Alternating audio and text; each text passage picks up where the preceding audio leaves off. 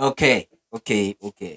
Masithabathe ithuba sibulise kubalandeli nababukeli becawa yabantu abangacawiyo.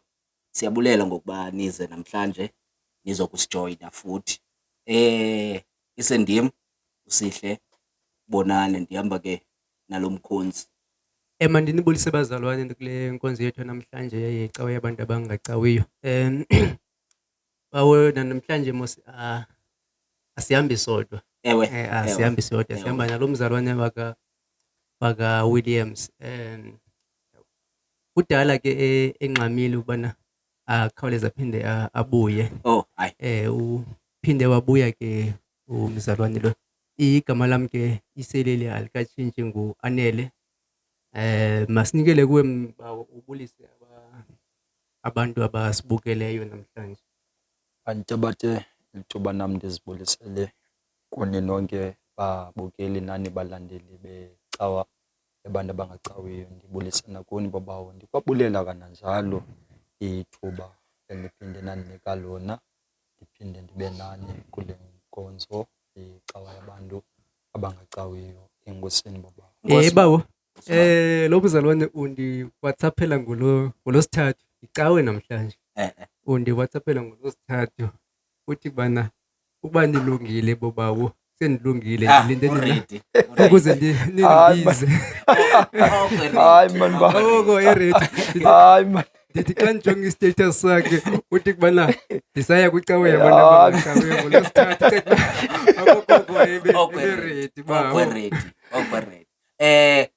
Siyabulela nto kaWeli xa uphinde uzosindwendwela mfondini. Ndiyabona ke namhlanje wehlukile. Undikhumbuza uJosta Dladla. Siyabulela bawo, siyabulela. Kodwa ke bobawo eyona nto ibalulekileyo ngecawa yanamhlanje sigqiba inyanga siqhuba nale nkonzo. Ndiyabona ke ngoku yokuba ukubakho kaWili apha kuzosinika ezo ntsikelelo yokuba singavuyisani sodwa mfondini. Kubekho umuntu ozathi nami bendikhona ngoku besivuyisana. Siyabulela kakhulu kubantu abahambe nathi kude kube lapho. Mna mandibulele wena mna bawo kakhulu, ndibulele wena ngokuthi kwezi ntsuku okanye kwezi veki simane sirekhodi ube khona, because abantu bayathanda ukuqala into bangayigqibi bawo. Ubulele nje ukuthi rhoqo kwafuneka senze le nto sifumaneke mani bawo, singatshoni embonini. Nkosi bawo, nami ndibulela wena ngobulela mna. Le nto ithethileyo kum ndiyithetha apha kuwe bawo. Okay. Inkosi kakhulu. Okunye sirekhoda ngelinye ixesha le nkqubo. Kodwa xa iphuma iza kube ilamini kuthiwa yi-Heritage Day. Thini? Wonke umuntu omameleyo ndinqwenela nje ukuthi Happy Heritage Day. Ndiyathemba wonke umuntu inkcubeko namasiko akowabo uyawaqonda, okanye uba akawaqondi namhlanje uza kuzinika ithuba lokuba aqonde inkcubeko yethu. Masivulele nkonzo bawo ngomthandazo. Thandaza bawo, thandaza. Yise wenkosi yethu enguYesu Kristu, Thixo olungileyo, Thixo onamandla amakhulu, ungu-Alpha wena, ukwanguye no-Omega. Ngentetho evakalayo usisiqalo, usisiphelo. Ile nto ke sichukumisa umqukumbelo wengubo yakho xa siqala yonke into. Yile nto siziphosa ezinyaweni zakho, Thixo wethu olungileyo. Ngoba Thixo wethu abakhi, Thixo onamandla amakhulu, xa besakha indlu ungekho bayabulaleka, Thixo wethu olungileyo. Sonqena ke ukubulaleka nathi kuba ungekho. Sonqena Thixo wethu olungileyo ukuthuka abantu, Thixo wethu olungileyo onamandla amakhulu. Sonqena ukuthi xa sifika apha sivule izilonda, Thixo wethu olungileyo, ezaphulayo kuba singakubizanga wena. Sicinga ubana abantu sibabizela kuwe kanti sibabhekelisa ngakumbi eluzukweni lakho, Thixo wethu olungileyo. Thixo onamandla amakhulu, ngena ke nokungena kwethu sibuve ubuthixo bakho, Thixo wethu olungileyo. Sicela Thixo wethu inceba yakho, Thixo wethu olungileyo, ihambe nathi, Thixo wethu olungileyo. Sazi Thixo wethu olungileyo le nto siyenzayo asiyenzeli luzukulu lwethu, Thixo wethu olungileyo. Sazi Thixo wethu olungileyo kukho abantu, Thixo wethu olungileyo, abathi kwakufika eli xesha, Thixo wethu olungileyo, bancame izinto zabo, Thixo wethu olungileyo, basimamele, abanye basibukele, Thixo wethu olungileyo. Thixo namandla amakhulu, singadlali Thixo wethu olungileyo ngelo thuba. Abanye Thixo wethu olungileyo bathi xa bengena kule nkonzo, Thixo wethu olungileyo, bashiywe zizihlobo, Thixo namandla amakhulu. Abanye Thixo wethu olungileyo bangena, Thixo wethu olungileyo, beneengxaki ezahlukeneyo. Abanye Thixo wethu olungileyo xa bengena kule nkonzo, Thixo wethu olungileyo, bangena Thixo wethu olungileyo beneengxaki zamakhaya abo, Thixo wethu olungileyo. Kodwa Thixo wethu olungileyo, sicela Thixo wethu olungileyo, mhlawumbi Thixo wethu olungileyo, ubana iingxaki zabo awuzilungisanga namhlanje, Thixo wethu olungileyo, banike Thixo wethu ithemba, Thixo wethu olungileyo, ukubana useza kuzilungisa ngenye imini, Thixo wethu olungileyo. Thixo namandla amakhulu, nakumkhonzi wakho, Thixo wethu olungileyo, Thixo wethu siyamazi, Thixo wethu olungileyo, sazi Thixo wethu olungileyo nengqiqo yakhe, Thixo wethu olungileyo, ngabanye Thixo wethu olungileyo. Sazi Thixo wethu olungileyo, mhlawumbi namagama aza kuwasebenzisa, Thixo wethu olungileyo, Thixo wethu olungileyo. Kodwa Thixo wethu olungileyo, xa ezawuma Thixo wethu olungileyo phakathi kwabantwana bakho, Thixo wethu olungileyo, avakalise Thixo wethu onamandla amakhulu ilizwi lakho, Thixo wethu olungileyo, Thixo wethu olungileyo, mgcine Thixo wethu olungileyo, umfukame Thixo wethu olungileyo phakathi kwamaphiko wakho, Thixo wethu olungileyo. Uhlale Thixo wethu olungileyo encamini, Thixo wethu elungumlakhe, Thixo wethu ithi Thixo wethu xa lifuna Thixo wethu unqasha, Thixo wethu olungileyo, kube wena Thixo wethu olungileyo uhleli kulo, Thixo wethu olungileyo, Thixo namandla amakhulu, kwenzela ukuthi ingabi lilize Thixo wethu ubakho kule ndawo, Thixo wethu olungileyo. Sikunika udumo, sikunika imbeko, ngoba ikufanele, ngoKristu Nkosi yethu. Amen.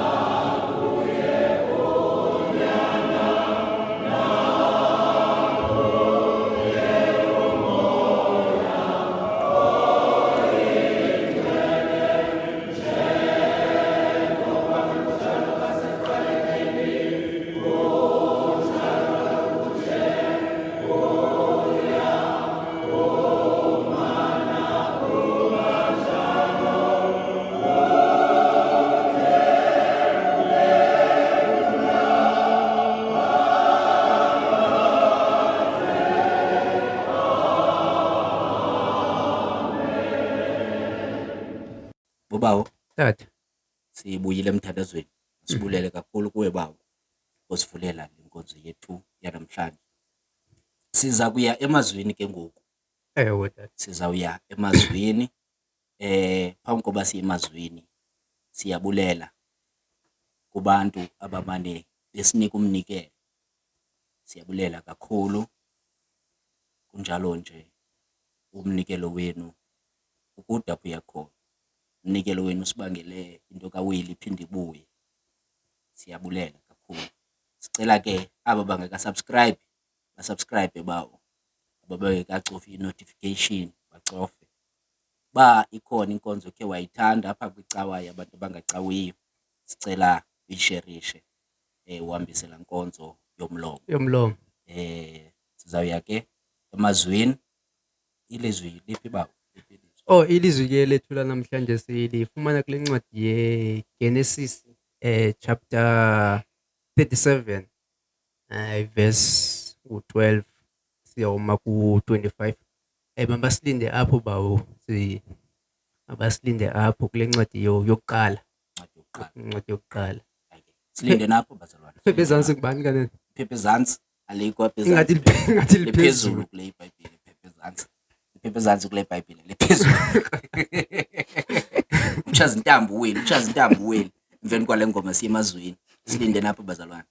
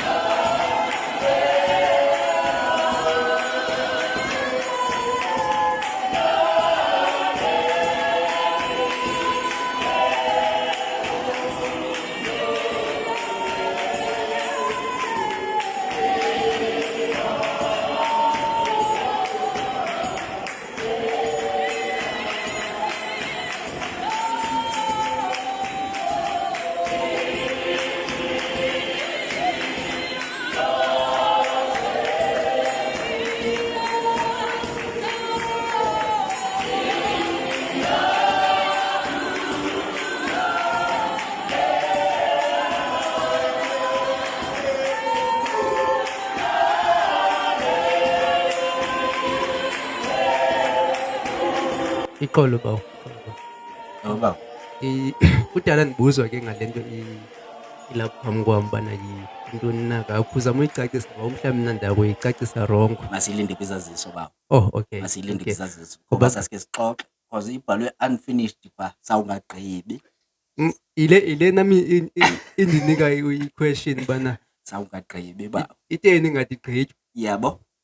Masiyibeke ezazisweni. Okay. Siyibeke ezazisweni. Nisilinde ke pha ezazisweni. Kanye pha kula segment yobeka abantu. Sizawubeka yona. Sizawubeka yona. Masifumane ilizwi ke bawo.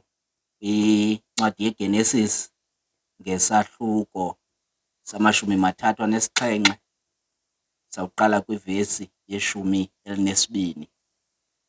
Isihloko ke sithi UYosefu uthiyiwe ngabakhuluwa bakhe uthengiselwa eyiphutha. Genesis chapter 37 verse 12 UYosefu uthiyiwe ngabakhuluwa bakhe uthengiselwa eyiphutha. Ke kaloku abakhuluwa bakhe bayakwalusa impahla emfutshane kayise eShekem. USirayeli wathi kuYosefu, abakhuluwa bakho abalusi eShekem na?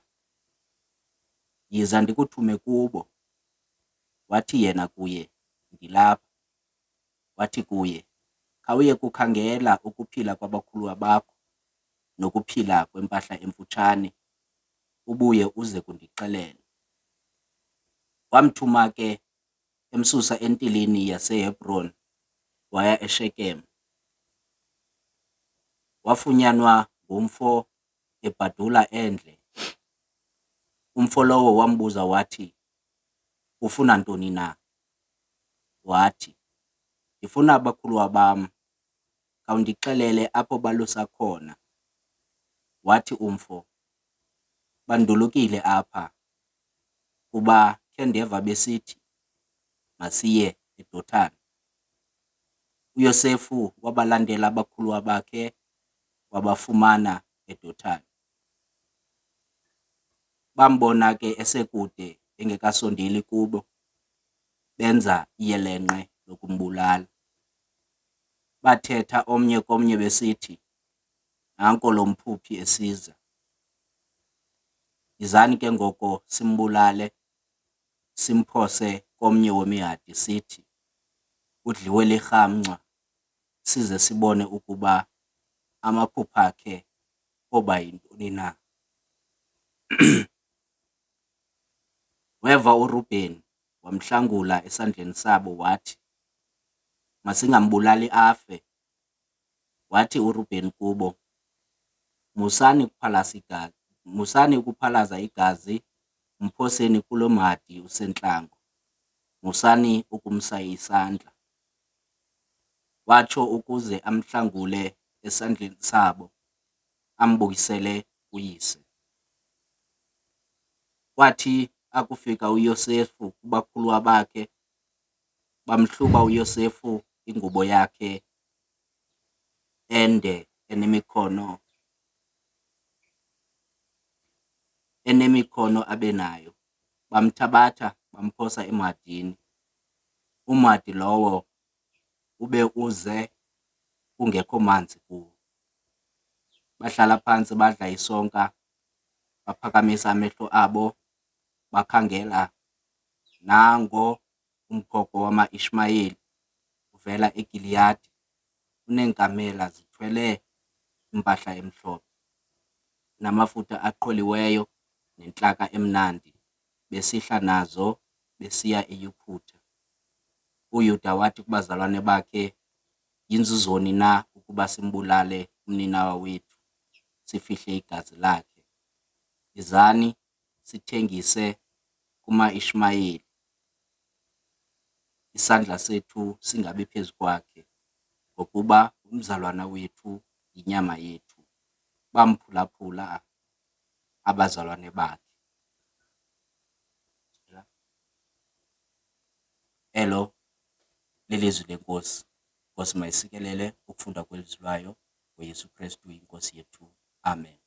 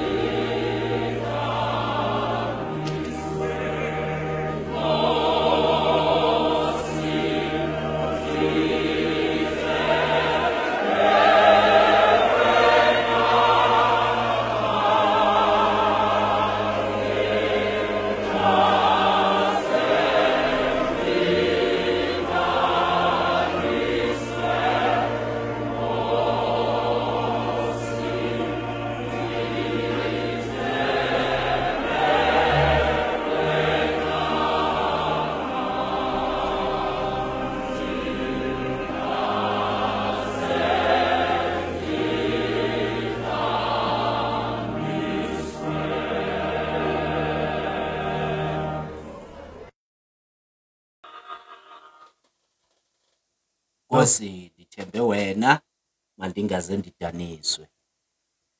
Bawo ezami isitulo esijikelezayo sifika nini bawo? Hayi bawo siza kuwili ngoku. Bawo ilizwi lakho ba. Ilizwi lakho. Masiye bawo. Mandiphinde ndithabathe ithuba kwakhona kubabukeli nani balandeli bale nkqubo inkonzo icawa yabantu abangacawiyo. Njengoba besekufundiwe kule ncwadi yeGenesis isahluko 37 ukusukela kumqolo omncinane 12 yokutsho ku-25. Apha andifuni sibe namqheba bazalwane bam, kodwa ndinomnqweno uba sihambe ngalo mxholo uthi wonwaba njani umkhonzi wakho engonwabanga. Ewe bawo. Ndifuna sihambe ngalo mxholo. Njengoba besekufundiwe kwathiwa nguYosefu lona umphuphi uthunywa kubantakwabo endle eShekem apho balusa khona. Uthi utata kaYosefu, nyana wam, khawuse ukudla kubantakwenu endle, ancambaze ke uyokutsho eShekem.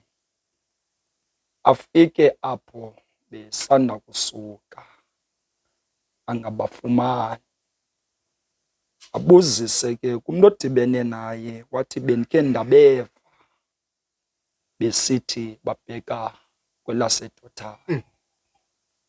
Wahamba lo mzalwane wayokufika kule ndawo bakuyo. Akalazanga elidlalweyo ngabantakwabo. Uya yena kubantakwabo esisa ukudla babadle, ngoba kaloku xa usalusa usendle mos uyalamba, ngoba imfuyo le iyakuswantsulisa, ikusangapha nangapha, ilanga libetha kuwe. Ngoku ke balambile abantakwabo, baphathelwa ke ngoku isidlo. Kodwa apha abantakwabo babophe ifingo lokuba bafuna ukumsusa umntakwabo uYosefu. Bathi xa bembona bathi nankuya laa mphuphi abantakwabo. Meaning abantakwabo bayidelele le nto yokuphupha, le talente kaYosefu yokuphupha. Bayithatha uba uba yinto nje, kodwa yena uYosefu kuye italente lena ayinikwe nguThixo. Bakhona abantu abadelela italente zabantu, ibangathi ziyabaphazamisa italente zabantu. Bakhona abantu abanjalo, kodwa anifuni ikuphazamise italente yomnye umntu.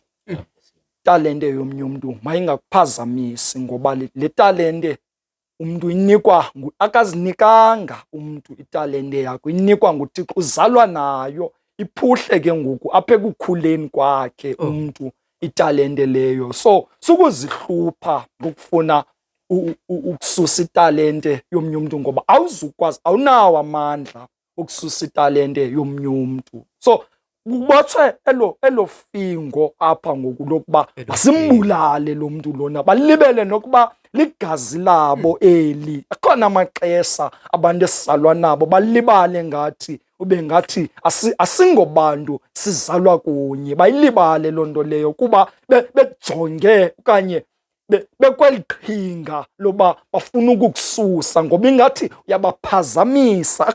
Bakhona abantu abanjalo kwiifemili zethu, bakhona abantu abanjalo engathi umona uye akhukhumale. Once wakhukhumala umona kuye kucace okokuba ngoku umona uthabatha indawo, akanaxesha noba ungumntana wasekhaya, nokuba ungumhlobo wam, nokuba ungumncedi wam, kodwa xa umona sethabathe indawo kuyacaca into yokuba ngoku ngumona othathela phambili. Ulibala ngawe tu wena ngoku awusakwazi ukulawula, ngumona olawula wena. Kwenzeka loo nto apha ngoku la madoda lana abopha ifingo elinye loba ngoku masimbulale uYosefu, simsuse phakathi kwethu. Kodwa kwalapha kubo bayaphikisana. Uthi omnye hayi masingambulali, masimthengise bhetere kumaIsmayeli, masingambulali. Akhona yazi xa niliqumrhu anisoze nicinge ngokufanayo, soze nicinge into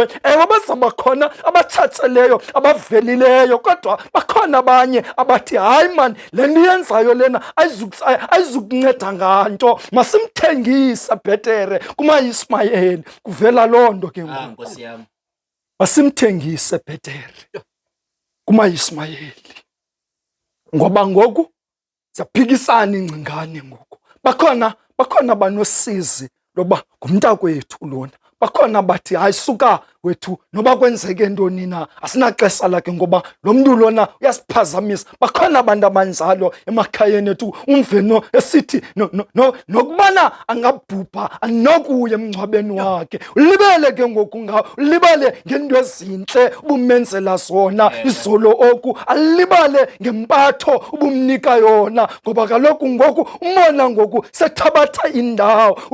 Wonwaba njani ke kwimeko enzalo? Wonwaba njani ewethu emncuncuthekisi? Wonwaba njani kumuntu omncuncuthekisayo? Uthi makaphila njani lo mntu umncuncuthekisayo? Wonwaba njani kodwa igazi lakho eli? Wonwaba njani ka uncuncuthekisa igazi lakho? Wonwaba njani? Wonwaba njani man uncuncuthekisa umuntu ozalwa naye? Uthi makaphile phi? Uthi makaphile phi xa umncuncuthekisa lo mntu uzalwa naye? Wonwaba njani ewethu? Wonwaba njani lo mntu uzalwa naye? Ubukade usithi ndiyakuthanda mntakwethu, ndiyakuthanda dadewethu, kodwa ngoku sajika izinto, ngoba kukho amaxesha zijika izinto, out espacini zijike izinto, kodwa ngoku ikonwabisa ewethu xa ubona udadewenu edlakazela phayana. Wonwaba njani? Yintoni lena ikwenza uba wonwabe ukhukhumale ngenxa yokuba umbona uba uyaphelelwa zizinto zakhe? Wonwaba njani? Awunasazelana omumbuso, awunasazelana xa ubona umntana kowenu, xa ubona umntakwenu, xa ubona ubhuti wakho engenanto ube wena unento, awunasazelana. Ewe baba, Ibothiwe ifingo, ibothiwe ifingo eDotan loba masimsuse ngoku. Kodwa bayaphikisana bazalwane. Omnye uthi hayi masimthengise, omnye uthi hayi masimfake emahadini. Zilapha ingcingane. Omnye bonke man abakho kule nto inye yoba masimbulale, makafe, makasuke. Bakhona abanayo laa nto kuthiwa yinimba, kuba kaloku lo sizalwa naye. Bakhona batshoyo lona noba batsho ngomlomo, ngaphakathi khona laa nto. Sikhona isazela esithi ligazi lam eli, asinawukwazi ukumbeka sandla, asinawukwazi ukumbeka sithethe, kodwa lona sizalwa naye. Bakhona into enjalo, kodwa apha siyaphikisana. Ingcingane zabantu zabantako bakwaYosefu ziyaphikisana, kodwa sekunjalo masithathe ingubo yakhe siyilahle emahadini, siyotutyiwe ngamarhamncwa, soyinika ingubo yakhe, soyinika utata, sithi udliwe ngamarhamncwa. Zilapho ezo ngcingane, kodwa owethu umbuso namhlanje wonwaba njani? Wonwaba njani?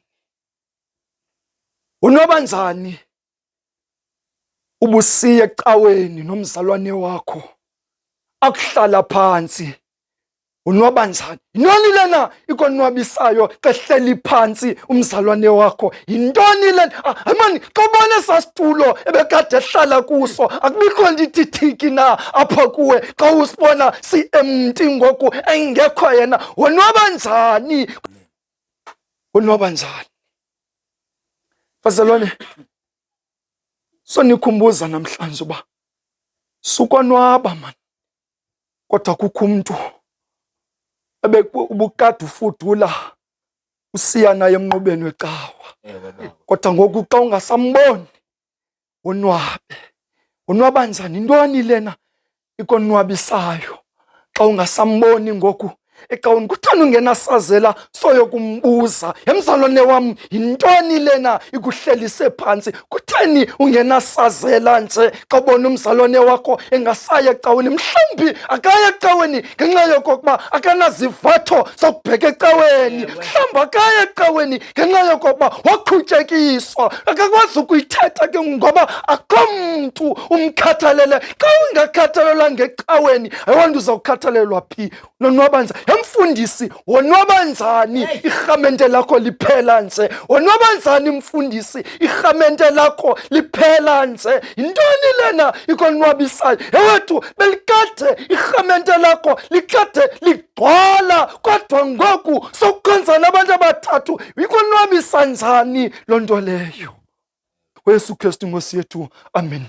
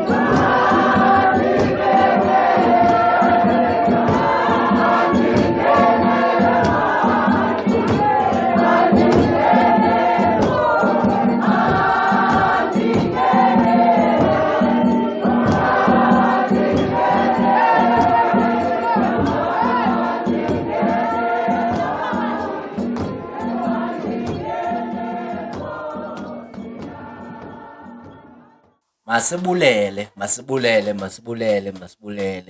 Ivale bawo, ivale. Masibulele Utshengwe kuwile. into kaWili. Ah. Utheni mfundisi? Wonwabile kodwa kukho abantu abangonwabanga. Ya. Hayi bawo. Uthe inathi iBhayibheli. Jim. Bawo. Bawo. Verse 16. Andazi uba ndiyavakala na. Awuyavakala? Verse 16. Wathi ngifuna abakhuluwa bami.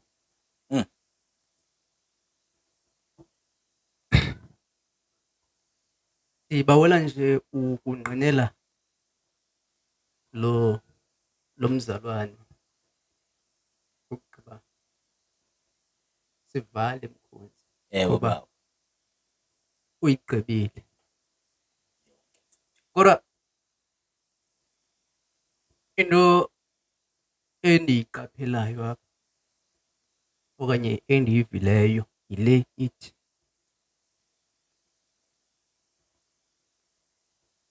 uYosefu uphethe ukudla. Uyazazi izinto ezithethwe ngabakhuluwa bakhe kuye. Sinokuqubuda kuwe umncinci. Uyazazi. Kodwa uyakwazi nokulamba kwasendle. Wonwaba njani na? Abanye bengonwabanga. Icawe yethu okanye icawe zethu zonzakele okanye abantu bebengaphakathi bonzakala baphumela ngaphandle. Kwafika neCovid yayidlakaza, yayisakaza inkonzo. Abanye ababinamandla wokuphinda babuyele ngaphakathi enkonzweni kaThixo. Bahleli. Lo mzalwane ke uzokubuza okanye ucela umngeni apha kuthi sebengaphakathi ukuba simcula njani na, usiyakudumisa, simvuma njani na, undiyakholwa, siya njani esibingelelweni singaphelelanga, siya njani na uyokwamkela umzimba negazi likaKristu. Ubufudula unomzalwane wakho ohamba naye endleleni. Uzosibuza loo nto lo mzalwane ukuba sonwaba njani xa sifumana isidlo somphefumlo kukho aba bantu besivuma nabo, besishumayela nabo, besithandaza nabo. Inhliziyo zethu nengqondo zethu zisixelela ntoni? Lo mzalwane usikhumbuza loo nto. Ewe siyavuma ukuba nawe ungqwelehekile. Siyavuma nawe uyazazi izinto ebebezithetha bezenza kuwe. Kodwa namhlanje wena utya njani etyalikeni? Wonwaba njani, usela njani? Abantu bubhaptizwe nabo bengekho ecaleni kwakho.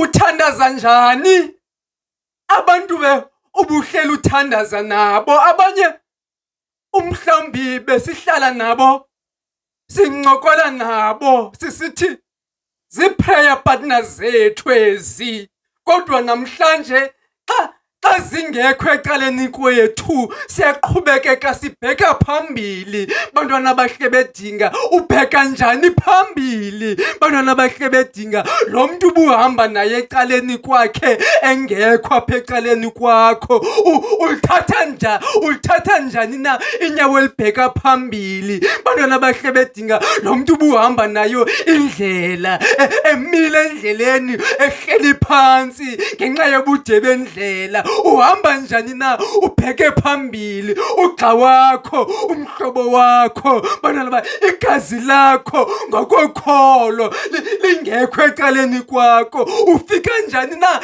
entanjeni? Bantwana bahle bathi okanye wena ungxamele ukufika entambeni lo mntu ubuhamba naye endleleni awumkhathalelanga. Bantwana bahle bedinga emani ivangeli yokuthi bantwana bahle bedinga kunye ufanele ukuthi uncedakale mna kuphela. Ufanele ukuthi bantwana bahle bedinga bohluthe mna kuphela. Mayiphele bantwana bahle ivangeli yokuthi bantwana bahle ukuba kuhluthe mna bantwana ukuba konele mna ngulo Thixo ukubana uzuko olu laziwa ndim kuphela. Bantwana bahle bethi masibayekeni aba bantu balaphekelikeni. Kudala sithetha kubo, kudala sithandaza kubo. Emani bantwana bahle bedinga akonele ukuthi uzumbeka umzalwane wakho. Bantwana bahle bedinga uvele okanye kufuneka ubheke kuye. Bantwana bahle wonwaba njani bonani? Bantwana bahle bedinga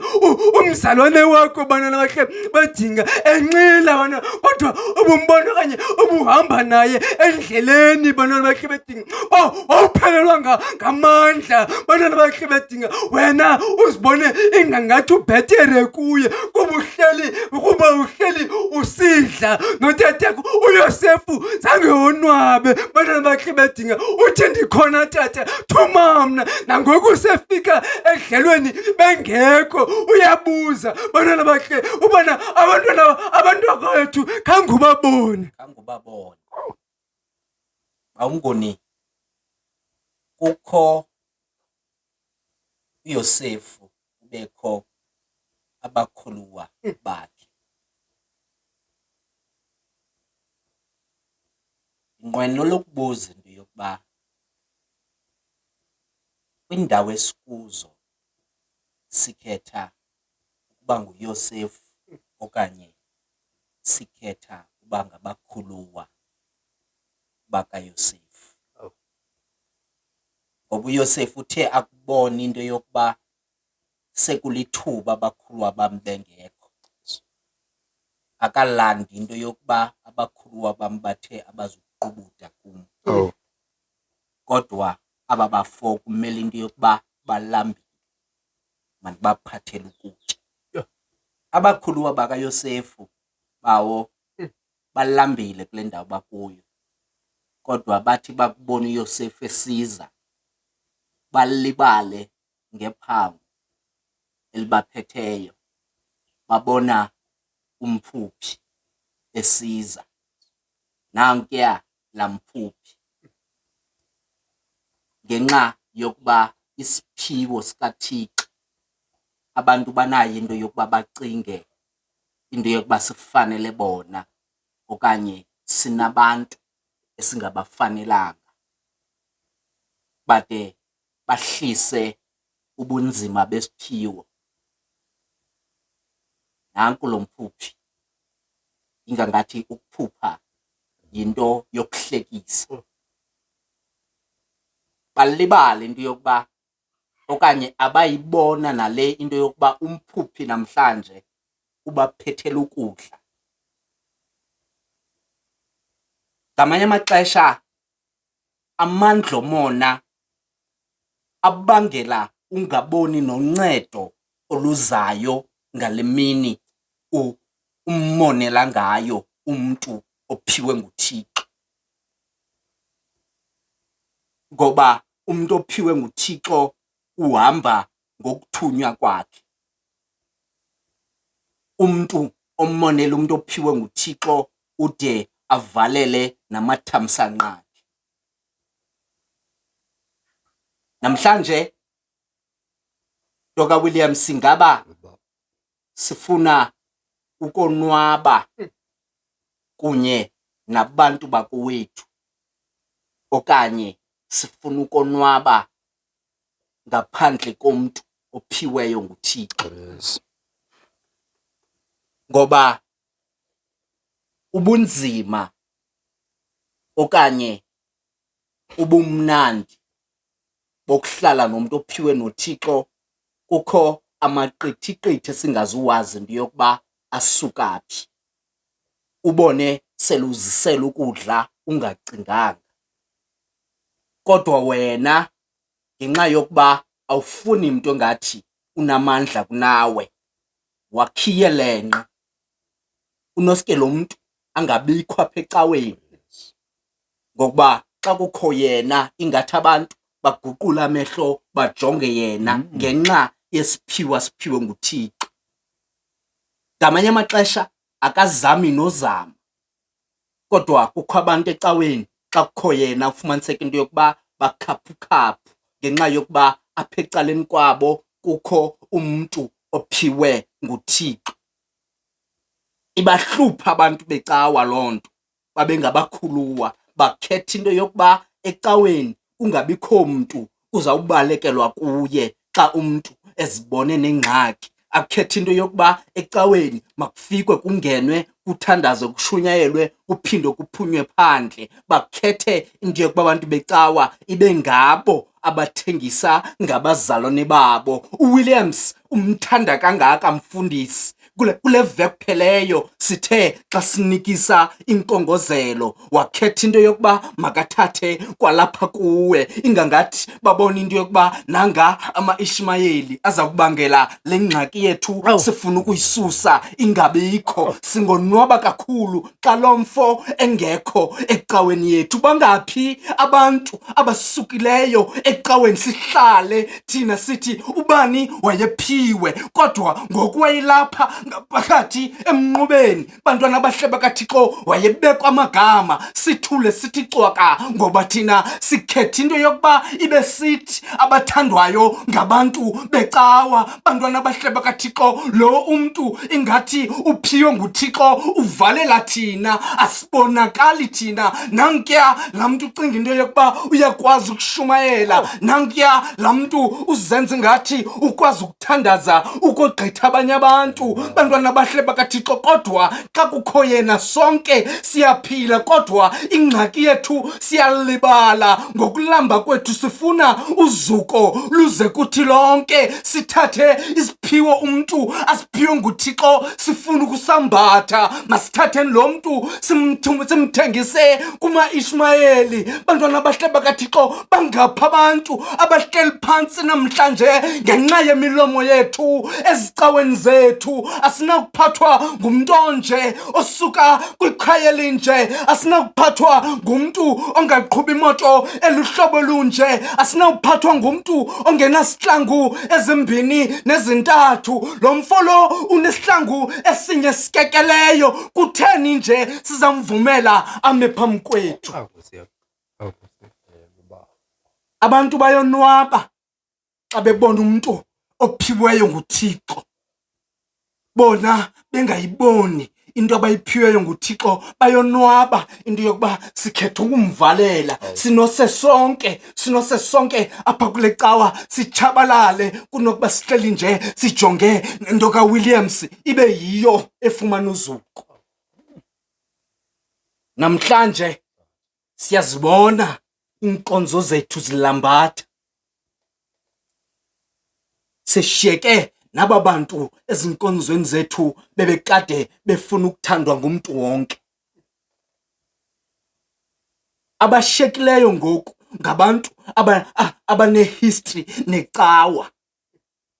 umuntu othi ndihleli ngenxa yokuba ndiyamazi uThixo undisuse phi ngoku kuyanyanzeleka into yokuba mandibe secaweni ngemini yecawa bantwana bahle bakaThixo kodwa umuntu osebesakhula okanye ebesakhula elizukweni likaThixo ubonile into yokuba abantu becawa abafuni mna into endiyiphiwe nguThixo into yokuba mandiyiveze bantwana bahle bakaThixo bafuni bengabantwana babo ingabi ndim ngenxa yokuba mna wam umama akekho kule cawa endikhonza kuyo okanye wam umama akahloniphekanga okanye wam utata akahlonitshwanga kule cawa endikhonza kuyo ngoko abandivumeli into yokuba mna into endiyiphiweyo nguThixo bakhetha into yokuba bathengise ngeidea ebendikhe ndayithetha bathi suka kubantwana babo bantwana bahle bakaThixo namhlanje sizobuza into yokuba kutheni nisonwaba kodwa niyabona into yokuba kwenzekani umuntu makangathengiswa icawa umuntu makangathengiswa ngumzalwane wakhe namhlanje baninzi abantu abanezingqala ababulewe ngabakhuluwa nabazalwane babo okanye ngabantu abahlala kunye nabo ezindlini ngenxa yokuba bona bakhetha into yokuba umuntu xa efumene into uphinda ayibuyisele kwaba bantu ahlala kunye nabo abantu abayibonayo into entle babaqhwabela izandla azumuntu ongathandiyo ubona umuntu omnye eqhwatyelwa avale azame amayelenqe into yokuba lo muntu ndiza kumthengisa njani Masigoduke bawo. Kodwa usambe ba into endiyiqaphelayo sivale nje leBhayibheli. Into endiyiqaphelayo okanye esizama ukuyincokola nani. ewe bawo Isicaka sityamfa. sicaka sitya Suka kwi-comfort zone yakho. Ngoba uYosefu mhlawumbe ubizwe edlala njengamntana wonke. Mhlawumbe uYosefu ubizwe ebhizinisi ezinye izinto ebezinwabe somxhelo wakhe. Ususwa kutata wakhe. Uba ibindim xa ndifika bengekho bendiza kujika njengontondo kakade bebeqhela ukunihlukumeza ndifuna ukujika kodwa ngenxa yobuxaka ngenxa yokuhlonipha lo muntu umthumileyo ngifuna ukuthi uvile ukuba kuthiwa babheke ngaseDotan sujika ngoba umsebenzi wakho bubuxaka uvile okanye ubonile kudala ujikeleza ndawoninye ungamboni lo muntu umkhangelayo kodwa izokunika into ethi sujika namhlanje uyayazi nempatho yabo kodwa sujika namhlanje sizokukhupha kwi-comfort zone yakho ngoba usisicaka sizowuthi namhlanje wonwaba njani abazalwane bakho umntabo kwenu egodola wena unebhatyi ezimbini sizowuthi namhlanje wonwaba njani ebusuku wena usitya ulayita kodwa kokwena kulayitwa sizowuthi uwasela njani amanzi kodwa kokwenu akutyiwa. Sizothi namhlanje wonwaba njani abanye abantu bengonwabanga? Uyayazi ubana ungakwazi usolula isandla sakho utshintshe ubomi bakho. Bantwana bahle bedinga nokuba umhlawumbi uhambo okanye indlela wawuthi wawufika endle ufike bengekho abo bantu uve ukubana bakwisitishi esingaphesheya balapha eDotan nokuba uyayazi baqulunqa ntoni nangawe eDotan, kodwa sizothi namhlanje bheke eDotan.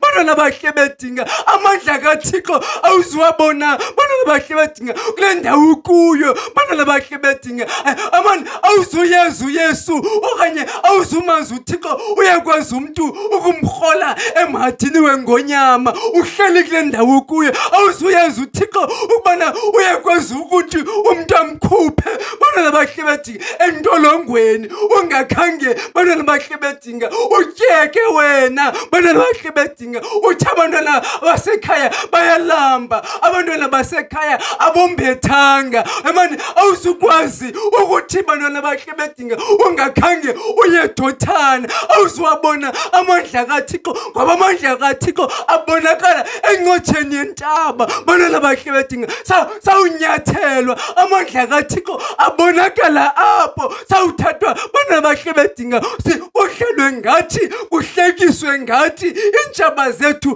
Bantwana bahle bedinga zithi zigqibile ngathi, kodwa amandla kaThixo abonakale apho. Alifumaneki uncedo ekuncameni. Wakuncama alisekho ithemba lokuba le meko sikuyo ngoku izawuphinda igqithe. Ngenxa yokuba wena Yosefu udicide into yokuba ndijikelwa ngabantu ebendicinga into yokuba bayandithanda. Ngoku mandihlambe izandla ndingabisaya kubo, ndingabisabanika nokukutya bendimnikwe nguThixo okanye utata ebendithume into yokuba mandibanike. Udicide into yokuba wena uzawuhlala phantsi. Ngokwenza njalo alikho uncedo oluza kuvela. Ukuhlala phantsi akuzange kwanceda mntu. Bantwana bahle bakaThixo, lila kona ukulilo kukodwa ulile usiya apho kuthiwa yiya khona. Bantwana bahle bakaThixo, ngoba kakade bantwana bahle bakaThixo uncedo lubonakala kumntu ozamayo. Bantwana bahle bakaThixo, akekho umntu owakhe wafumana umsebenzi engakhange a-aplaye. Bantwana bahle bakaThixo, ngaphandle kokuba ngamayelenqe enziwa ngabantu abasemagunyeni lawo. Bantwana bahle bakaThixo, kodwa abantu abaqinisekileyo ngento zabo. Bantwana bahle bathi bakuhlala phantsi athi umntu ndancama nokufaka izicelo, lo mntu lowo akaphindi awufumane umsebenzi. Kodwa kuthi ngenye imini kuthiwa ikhona into evelayo athi kanti ndiphinde ndizame. Kube lapho emveni kokuphinda umntu azame futhi okokugqibela kube lapho uncedeka khona. Bantwana bahle bakaThixo, ngoba ukuncama kona asiyo option. Bantwana bahle bakaThixo, ukuncama kona akusincedi nganto. Bantwana bahle bakaThixo, kakade uYosefu ekuthengiseni kwakhe kungancami kwakhe into yokuba ukudloku uba wandithume kona ndiza kusa. Bantwana bahle bakaThixo, loo nto yambangela athengiswe. Kodwa abantu abazaziyo izibhalo bathi aba bantu bathengisa ngoYosefu bancedwa nguYosefu phambili. Ulele ke bazalwane, siyivale ngoku banguThixo wezuko, Thixo wembeko angasikelela ngoku kude kube sephakadeni. Amen.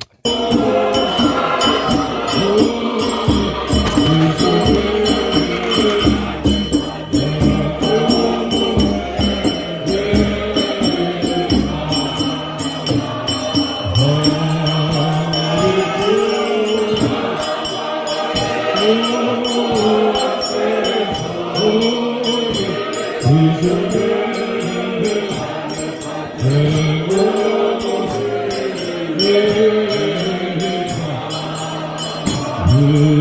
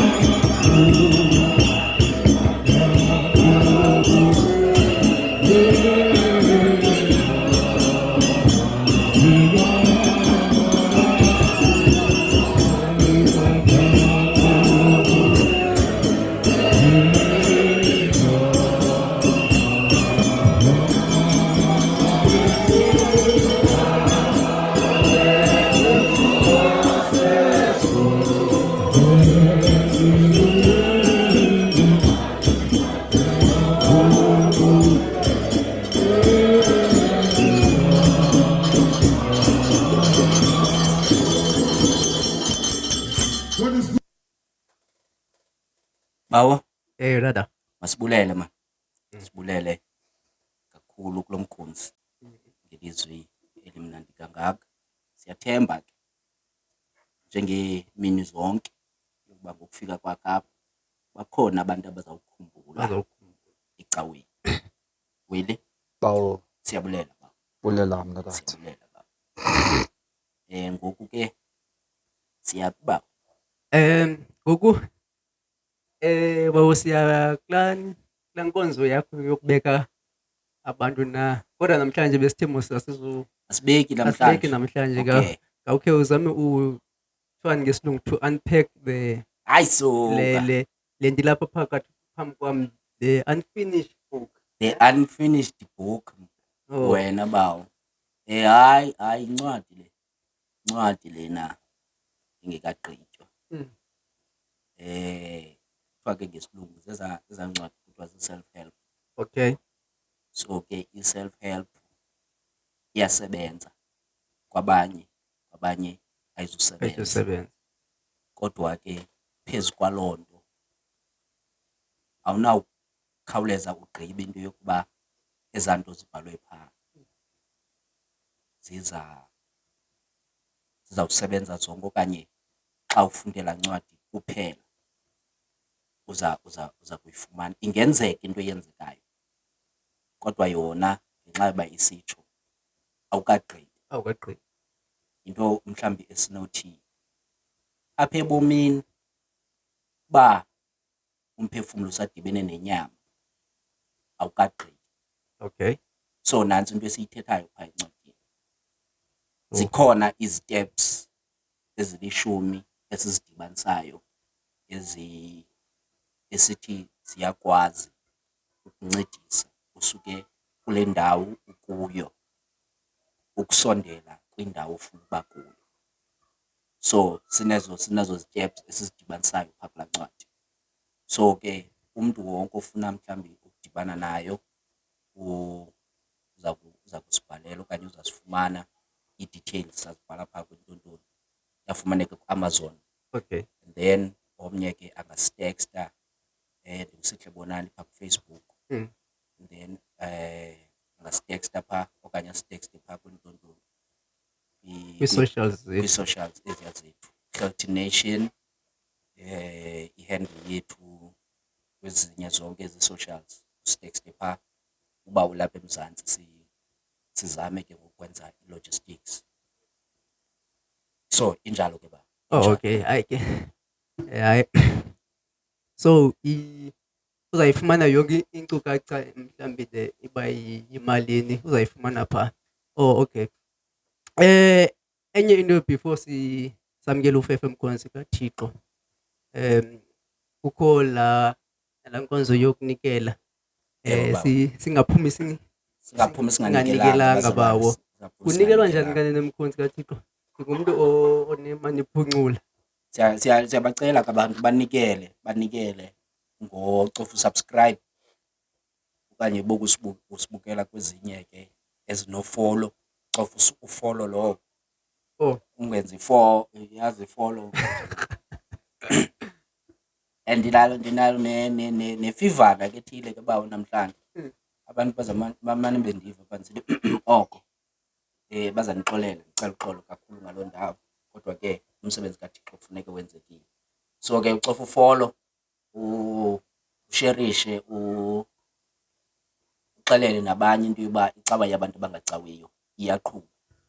Ngako oko ke siyabulela, siyacela nenze kanjalo umnikelo wethu lowo. Siyabulela kuwo wonke umntu. Happy Heritage Day. siza kuwe ke Willy mhlawumbi unamazwi nje amabini amathathu ofuna ukuwayaleza abantu balecawa yabantu abangacawiyo. Emveni koko ngenxa yexesha man sawuvela samkele uFefe, sorry samkelela noFefe Mkhonzi kaThixo. Hayi bawo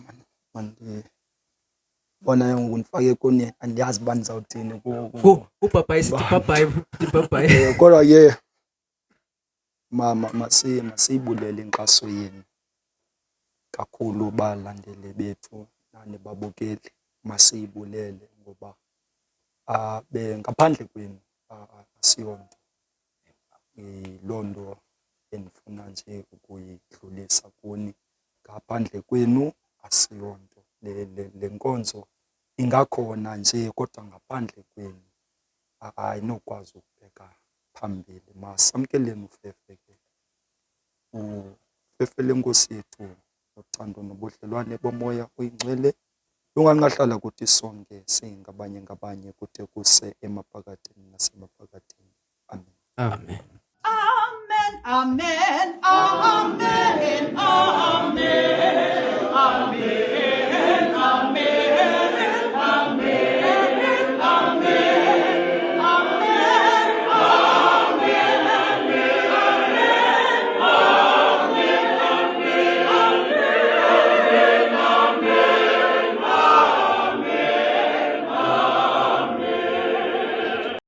Okay, masibulele ke bobawo, sibulele kakhulu. Sizawuphinda sidibane ke iveki ezayo. Umuntu wonke olapha siyabulela. Masibulele ke kuye umuntu lapha, siphinde sibonane kwithuba elizayo ngentsimbi yesihlanu. Ningalibali ke ukuthandaza uThixo othandazakayo. Leli lisondo labantu abangasondiyo. Hayi kodwa le Icawa Yabantu Abangacawiyo.